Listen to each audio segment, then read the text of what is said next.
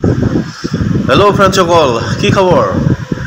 এয়া ৰাতিপুৱাই ছাইডলৈ বুলি ওলাই আহিলোঁ, লগতে সকলোকে সুপ্ৰভাত জনালোঁ। এয়া চব ছাইড পালোঁহি। আজি কাম নহ'ব, কাম বন্ধ, কাৰণ যোৱা ৰাতিৰ পৰা ইমান মুষলধাৰে বৰষুণ দি আছে, মানে কণ্টিনিউ বৰষুণ দিছে আৰু এয়া চাওক আমাৰ ছাইডত গোটেই পানী হৈ গৈছে। এয়া কাম আজি বন্ধ আছে, একদম ছাইডটো পূৰা ঠাণ্ডা হৈ আছে আজি। এয়া দেখুৱাইছোঁ আৰু মই আপোনালোকক অকণমান। এতিয়া কাম নাই যিহেতু কি কৰিম, কিটচেনতে অকণমান লাগোঁগৈ, বনাই ভাল পোৱা মানুহ যিহেতু।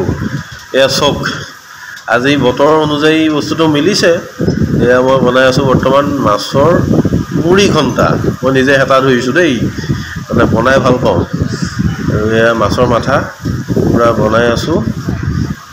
তাৰপৰা এইফালে আমাৰ ৰান্ধনীয়ে ভাণ্ডাৰীয়ে একদম মাছ ফ্ৰাই কৰি ৰাখিছে। এইটো প্লেন আছিলে যে আজি আমাৰ মানে মাছৰ টেঙা খোৱা, কিন্তু আজি বতৰটোৰ সৈতে নিমিলিলে।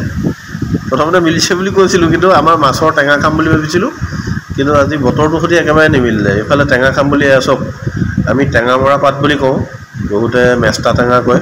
আৰু এয়া মাছৰ মুড়ি ঘণ্টা বনাবৰ কাৰণে বেঙেনা কাটি থোৱা আছে, এয়া পিঁয়াজ জলকীয়া একদম ধুনীয়াকৈ। এয়া মাথা মই বনাই আছোঁ, ভাজি আছোঁ মানে।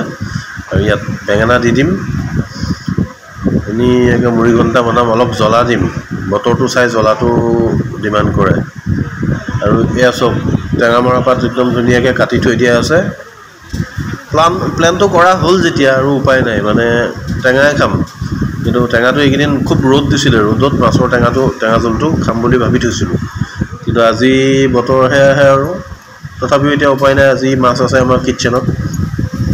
এয়া অলৰেডি মই বেঙেনা দি দিলোঁ মুড়ি ঘণ্টা বনাবৰ কাৰণে।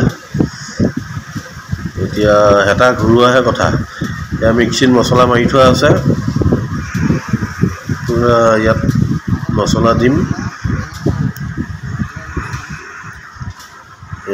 আমাৰ এয়া মানে লাঞ্চৰ কাৰণে ৰেডি কৰি আছোঁ।